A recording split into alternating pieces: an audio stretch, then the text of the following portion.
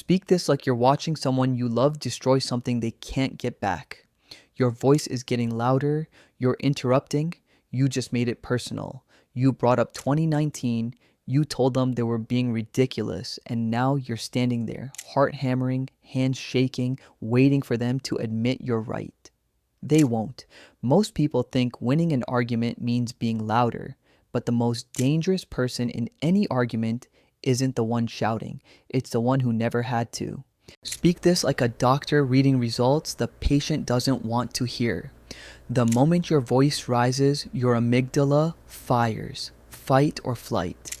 The part of your brain that thinks clearly, chooses words carefully, sees both sides, goes dark. You are no longer thinking. You are reacting. And here's what nobody tells you about reacting. The louder you get, the more power you hand to the person staying quiet. Your volume isn't strength. It's your nervous system waving a white flag and calling it a war cry. Speak this like you're drawing a line in the dark, slowly, deliberately. There's a razor-thin line between what someone did and who someone is. One is a moment, the other is a verdict.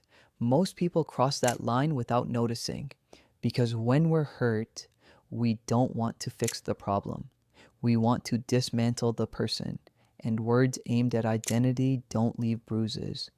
They leave something worse.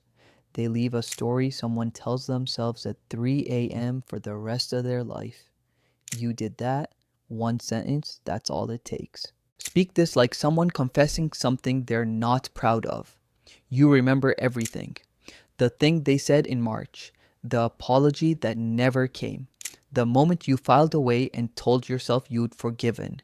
The second this argument gets uncomfortable, you reach for the archive. Psychologists call it kitchen sinking. But here's what you're really saying when you do it. I've been keeping score. And nobody feels safe around someone keeping score. The past isn't evidence. In a present argument, the past is a weapon. And weapons don't solve anything. They just make sure nothing survives. Speak this like you're naming something that's been unnamed for too long. You're overreacting. That's not a big deal. I don't know why you're so sensitive. 4 words. Sounds harmless. It isn't. Neuroscience is clear. When someone feels dismissed, the brain registers it identically to physical pain. Same region, same signal. You just hurt someone while telling them they were imagining it. Psychologists call it invalidation. But what it really is invisible violence. No marks, no evidence. Just a person slowly learning their feelings are a problem to be managed, not a truth to be heard. Speak this like a secret being passed in the dark.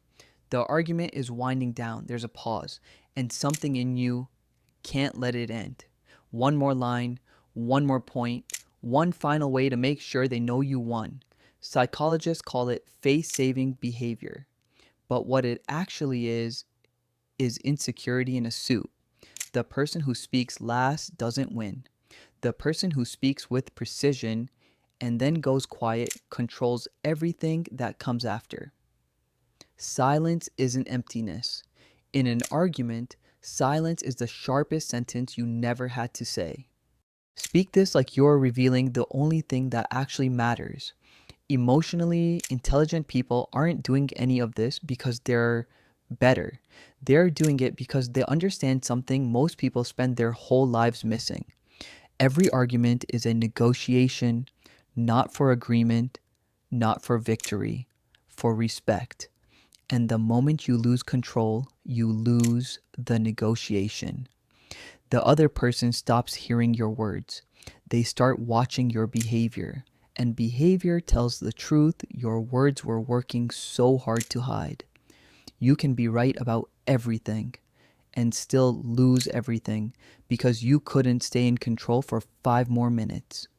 Speak this like it's the last thing you'll say tonight and you want it to stay.